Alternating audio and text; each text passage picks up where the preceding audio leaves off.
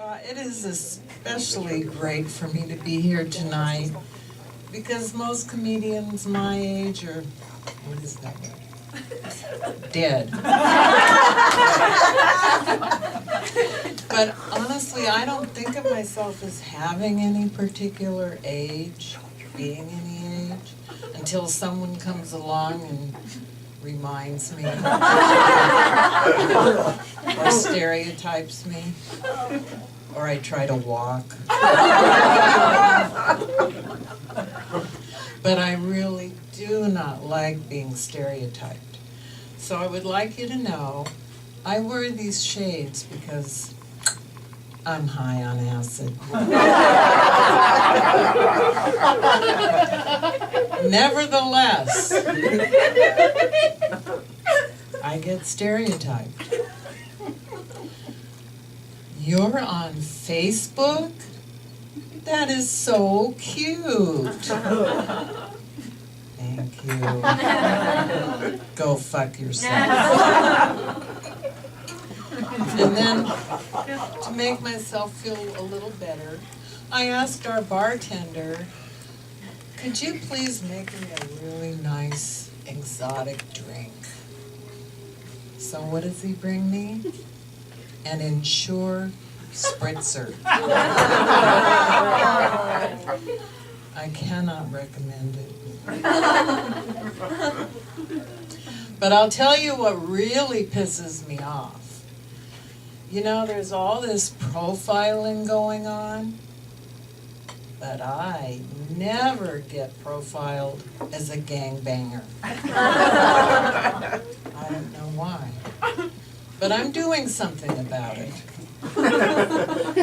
I have organized 2 gangs of dangerous senior citizens. The Tired Bloods and the Fractured Hips. And do not think we won't be tagging all over town. AARP.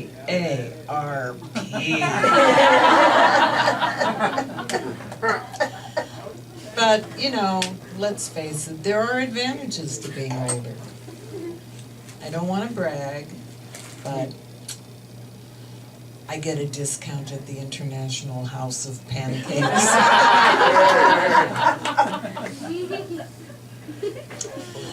But I don't want to be a complainer, because the fact is, and I'm sure you know this, it's not just hard being an older person.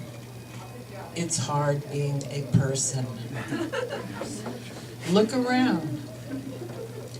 There's a lot of lying, exploitation, narcissism, and that's just Donald Trump.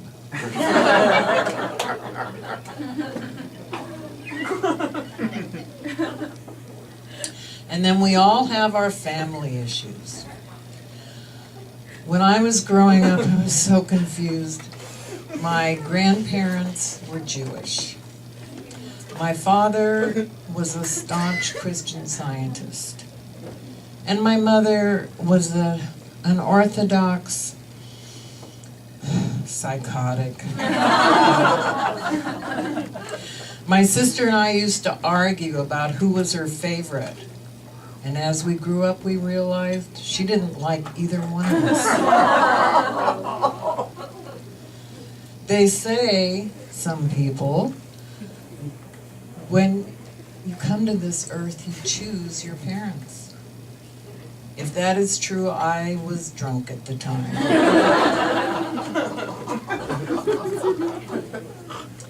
I finally figured out that if I wanted to have a good family, I had to give birth to it. So I did have a son, a wonderful son. And as he grew up, he told me that I should write a book on parenting. Of course, he said I should call it How to Raise a Child Through Guilt and Manipulation. Then for Mother's Day, he gave me a lovely gift certificate for an exorcism.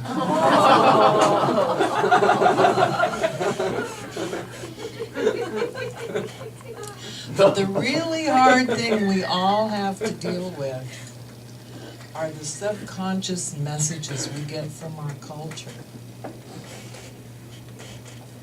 Everything makes us feel guilty. I don't know about you, but whatever I do or don't do, I feel guilty. And now I feel guilty for saying that.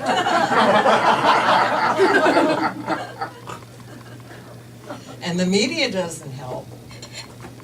I didn't believe in parallel realities till I tuned into Fox News. For some reason, they didn't take my suggestion. I said, you guys ought to change your slogan from fair and balanced to we love sociopaths.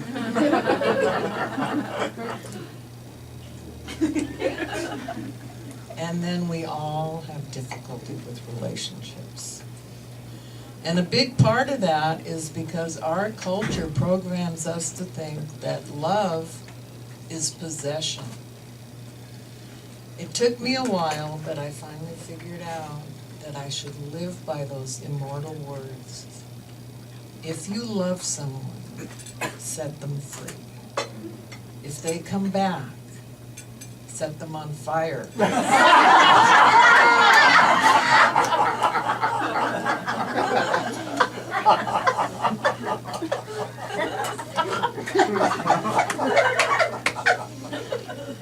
And then we're taught to exalt doctors and scientists above our own intellect. Yeah, scientists. You know what they're doing now? And this is true. They are trying to clone a Neanderthal. And I say, that is a waste of time. We already have 5 of them on the Supreme Court.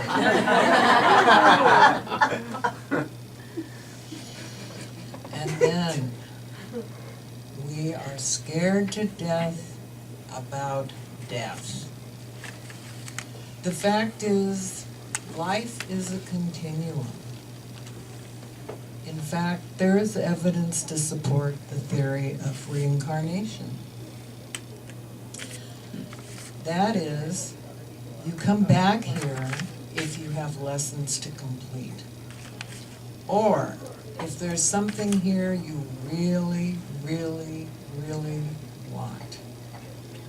Or if you're highly evolved, you come back to help others.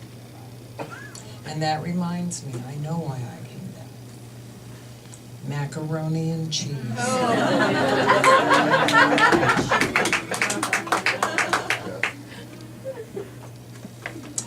But you know, the best people are dead. I mean, Socrates, Abraham Lincoln, Joan Rivers.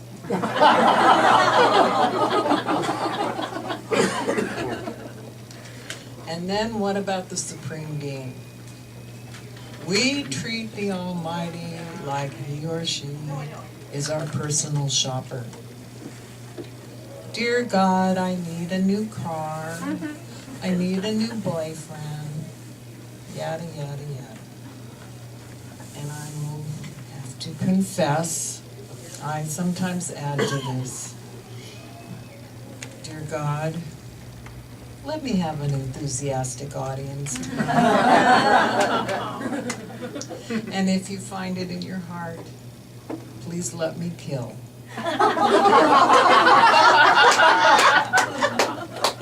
Or at least fuck them up. One stereotype I will acknowledge is the wise elder. So I would like to share a little wisdom with you tonight. Do not change yourself so other people will love you. Be yourself and the right people will love you. Unless you're an asshole.